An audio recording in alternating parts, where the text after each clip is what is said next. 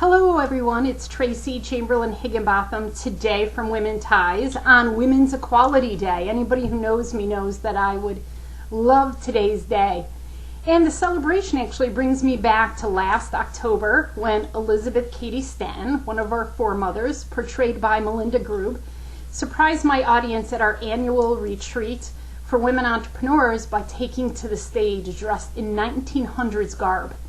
And as Elizabeth spoke directly about her upbringing and passion for women's equality, she really moved the audience. You could hear a pin drop in the room. And I sat in the front of the room with my back to the audience, wondering what they were thinking and how surprised they were that I had Elizabeth Cady Stanton there speaking to them about her fight for pay inequality and really standing up along with Susan B. Anthony and so many of the suffragettes during that time period. And so I was really surprised when Elizabeth stopped speaking that there was thunderous applause. And I knew that her message and my intention in having her speak really drove home the message and the inspiration that I wanted it to. And I actually remember Elizabeth sharing the fact that the event that in 1848, the first Women's Rights Convention of Seneca Falls produced one of America's great documents, the Declaration of Sentiment.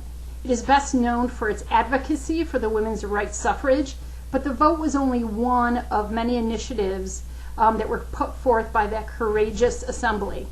Among the leaders of the convention, Elizabeth Cady Stanton, a young mother who first noted economic inequality between men and women by working in her father's law office, she soon became a champion for women's rights to keep and control their own property and to receive equal pay for equal work. She demanded equality of education and opportunity for her own daughters and women to follow. In her personal life as well as in her work as a public speaker and a social reformer, she was known for many things, and she was very powerful about sharing the power of the purse strings. And I met Elizabeth Cady Stanton actually at a award ceremony in Seneca Falls at the Women's Rights Park. I was receiving an award for my 2 decades of supporting and promoting New York State women entrepreneurs. And she was dressed in garb and period costume, and I came up to her and she looked at me and she said, "Tracy, I heard and listened as they described what you have been doing to change the world for women entrepreneurs today. And I must tell you that at the end of my life, I felt that I didn't do enough to make an impact for women.